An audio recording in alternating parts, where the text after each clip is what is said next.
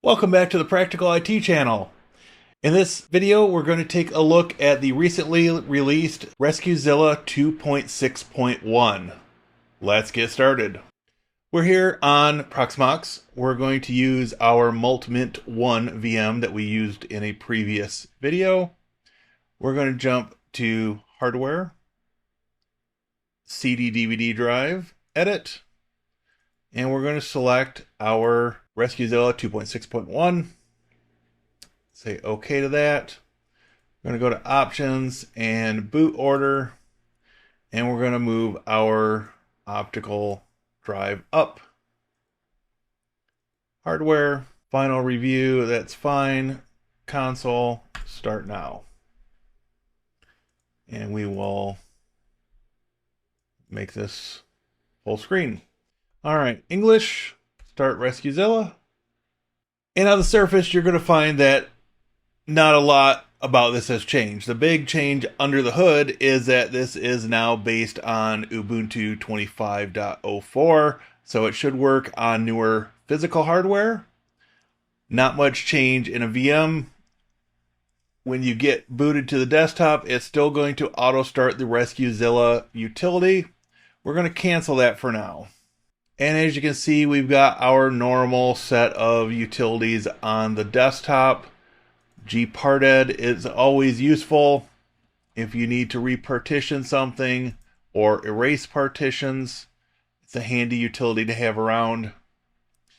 And of course, you've got additional things you can drill into in the menu system itself. But we want to do a backup. This is a full image backup, or a clone, if you will. We'll select backup.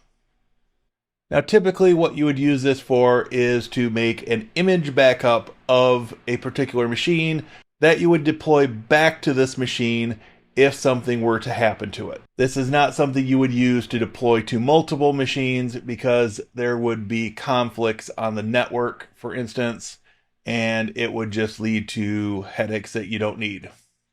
All right, so we're going to put in our network path, username and password. I'm going to set this to SMB 3.1.1, which is the latest edition of their protocol. We'll say next. This error is just because we didn't drill down into another folder.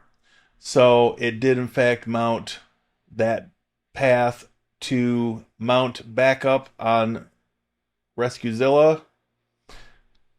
And so we are going to come here and we are going to create a new folder. We're just going to call it RZ 6.1. Create.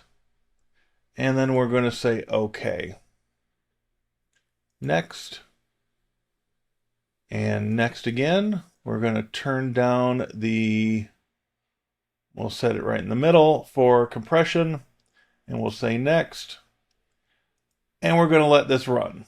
And so again, nothing much has really changed on this part of things. And because of that, I'm going to speed this up in post, and I will see you on the other side.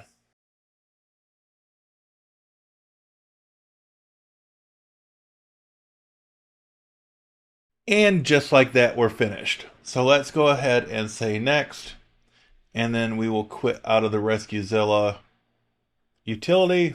Okay, so now that we've got our backup, we can shut this virtual machine down, and we can restore it to another virtual machine. So we'll go ahead and shut this down. All right, and just for the sake of argument, we are going to create a brand new virtual machine. Actually, before we do that, let's check this. Hardware.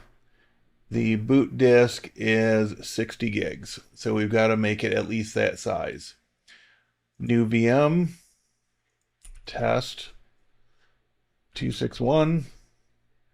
We're going to use RescueZilla 2.6.1 as our optical disk. And for disks, we're going to set it to 60 gigs, and we're going to put it on VMs 1. We'll give it 4 cores and 8 gigs of RAM. Everything else is good. Finish. And once that is created, that's 1004. We can go ahead and start this up. Make sure we're selecting the virtual optical disk.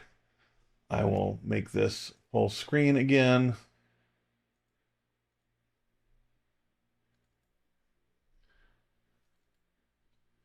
And we can continue back into RescueZilla. All right, this time around we're going to do restore.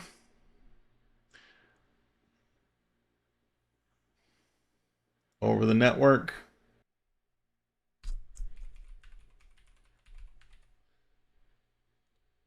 Should let us in with those credentials. And it did. All right, so we've got our RescueZilla image here. Say next. Select the 60 gig virtual hard drive. Next. And we are pushing all the partitions back. Next again.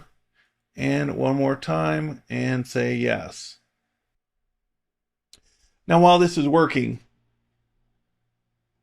the thing to consider when using RescueZilla versus something like Fog, for instance, which we've been covering lately, is that RescueZilla is sort of built with single machines in mind.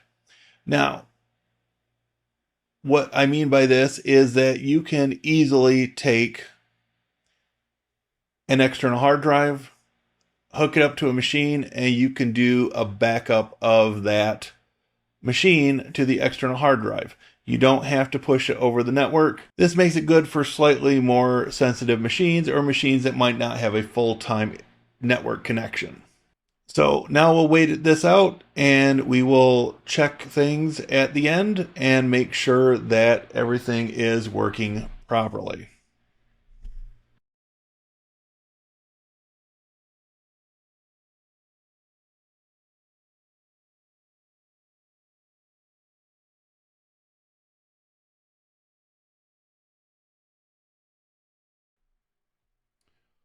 All right, so we have success. It did not shut down, so we're going to do that manually. And hopefully it'll cooperate this time. And if it doesn't, we'll just force it like we did before. So we can say stop. Yes. And if we go to hardware, we can remove the virtual optical disk. And if we reboot in, we should get our Linux Mint that we used in a previous demo. And this is one of those that was set up to start with the first run wizard. So we are in great shape for this. All right, and that has been a look at RescueZilla 2.6.1. As you can see, not a lot on the surface has changed, but with the updated base underneath, it should work better on newer hardware. So let me know what you think down in the comments. I appreciate all of you watching. Please leave a like and subscribe if you're not already, and I'll see you next time.